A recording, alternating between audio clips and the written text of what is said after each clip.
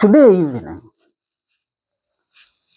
some news came in that the Chief Justice of the Republic of Kenya, Signwd Koome, had lost, or a security had been withdrawn. Now, such statement is a statement that sends chills in the hearts of the people of the Republic of Kenya and to the judiciary at large.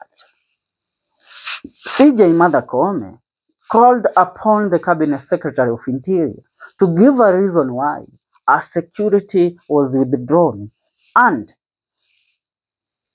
the police officers that were guarding or were appointed to the judiciary were slashed. Most of them were removed. And after a statement, a lot has been speculated. But one thing that we have realized is that the government and the executive has been working to make sure and to discriminate one Lady Justice Martha Koome, to forcing her to resign, to her resignation as the Chief Justice of the Republic of Kenya. Now, after the statement that was made by Signwd Koome, the Inspector General of Police, Douglas Kanja, replied to that statement, stating that the security of Martha Koome, or the CJ of the Republic of Kenya, or the President of the Judiciary, was not withdrawn intentionally. That what was happening was a change of the officers guarding her. That the officers guarding her were being changed with others because those guarding her had been promoted to other ranks, and they had to move to leave the post that they were holding to go ahead and further their studies in the police academy.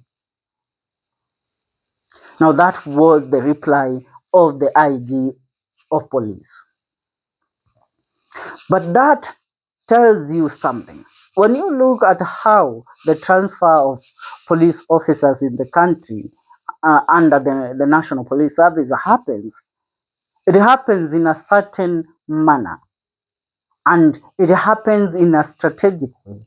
Once the officers, let's say, guarding the senator or the governor of a certain county are being replaced, what happens is that those that are in their position as the guards to the Chief Justice, let's say so, because we are talking about the Chief Justice here. First of all, those that are still guarding her, they don't leave their post as the security detail of the Chief Justice before the new ones arrive. Are you getting the point? They don't leave the position before the new ones arrive. And once the new ones arrive, now the change of guard happens. Those that are being removed, they move, and then now those that have come, they are instilled in the positions that the previous ones were holding. That is how the police service works. But in this case, the officers guarding Signwd Koome were removed without notice of change of guard. So they were removed like a day ago, before the Chief Justice decided now to write a letter to the Interior Cabinet Secretary Murkomen, asking the question that she has asked today.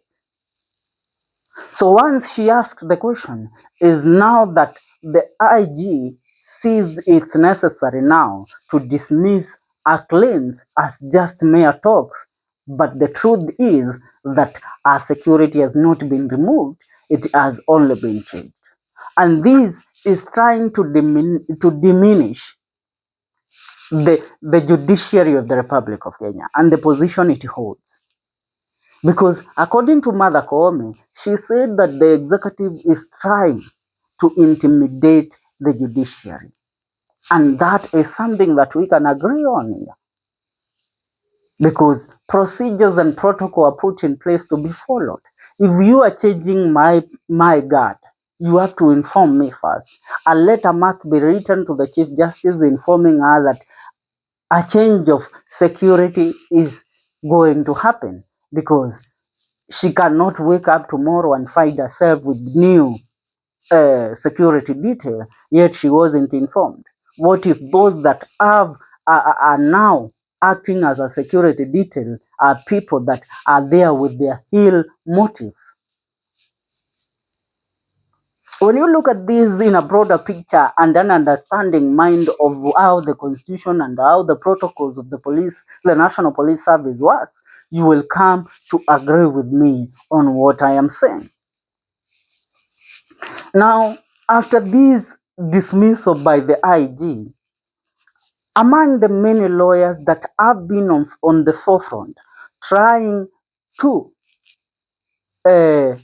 term IG Mother Koome as one who is incompetent to, CJ Mother Koome as one who is incompetent to continue holding the office as the Chief Justice of the Republic of Kenya, is none other than the former LSK President Nelson Havi, who recently wrote an appeal or an affidavit. Let's say it's an affidavit, not an appeal. He wrote an affidavit to the judiciary or the Supreme Court to have all the Supreme Court judges removed, and also to have the Chief Justice of the Republic of Kenya resign from a post, which is something that recently we have been informed that Nelson Havi, together with Senior Counsel Ahmed Nasri, who are friends to President William Ruto, have been working tirelessly under the orders of the executive and the president to make sure that they pressure the CJ to stepping down from the position that she holds as the president of the judiciary of the Republic of Kenya, because President William Ruto and his team want to instill a chief justice that can follow the orders and can sing the song that the executive want her to sing. Now listen to what Nelson Havi said that has caught the attention of a lot of people. He says, 59 minutes ago, Mother Koome has lost public confidence. She has lost the sympathy-seeking cry. She has lost the propaganda war. She has lost the publicity battle. She has lost all credibility. She has become a liability to the third arm of state, which is the judiciary. She has resorted to cheap lies. She must resign. Now, what Nelson Havi means is that Chief Justice Mother Koome has been lying that her security was withdrawn. Now, this comes just immediately after the National Police Service issued a statement disregarding the statement made by the CJ on how her security was removed. Moving forward, Havi says, we tried our level best to help CJ Koome on this issue.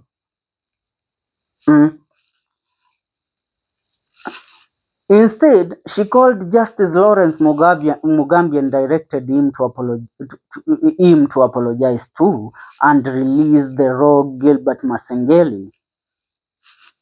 Let her be devoured by the wolf she domesticated. Mwiba wa kujidunga una pole. Which means, Havi says that the problems that CJ Mother Koome is facing is because she succumbed to the pressure of not persecuting one former acting Inspector General of Police, Robert Masengeli, who had been given a jail sentence of 6 months by Justice Lawrence Mugambi for failing to honor court summons and for being in contempt of court. That was when he was Masengeli was acting as the IG of police, and he was called to answer on the disappearance of the Kitengela Three, the Longton brothers, and one Bob Judge. But he failed several times to honor the summons. But when he was given a 6 month sentence, he was jailed for 6 months. Koome redirected the justice that had done that to apologize to Masengeli for jailing him. Yet Masengeli was had not honored the constitution and had not honored the summons that were given, and so he was in contempt of court. So Nelson Havi says Koome herself, she is the problem and she is the reason why. I mean, she raised a demon that will eat and swallow her alive, and that is why she deserves what is happening to her.